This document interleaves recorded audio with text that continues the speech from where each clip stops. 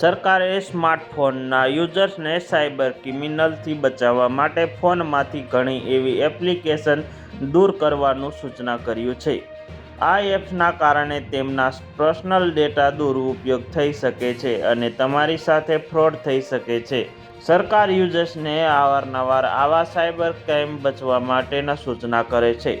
Cyber અધિકારીઓ અલગ-અલગ પેરોલમાં કરીને યુઝર્સને તેમની જાળમાં ફસાવવાનો પ્રયત્ન કરી ઠગવાના મનસૂરાબેન ફસલ બનાવે છે. સાયબર ક્રિમિનલ દરેક કિસ્સાની અણસમજ જોવા મળે છે. યુઝર્સને લાલચ કારણે ઘણીવાર પોતાના ફોન તથા પોતાના ડિવાઇસનું એક્સેસ સાયબર અધિકારીના હાથમાં સોંપી દેતા હોય છે, જેના તેઓ ફાયદાઓ ઉઠાવે છે.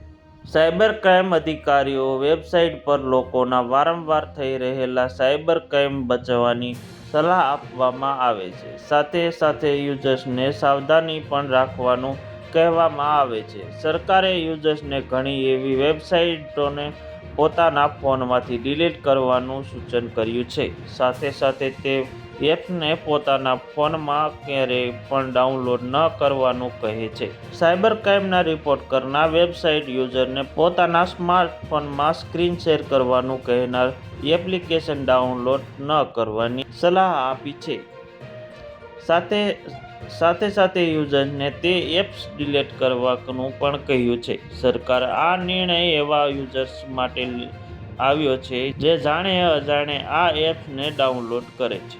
જો તમને અમારો વિડીયો સારો લાગ્યો હોય તો લાઈક કરી દેજો, શેર કરી દેજો અને સબસ્ક્રાઈબ કરવાનું ભૂલતા નહીં, જેથી કરીને અમારા નવા વિડીયોની તમને નોટિફિકેશન મળતી રહે.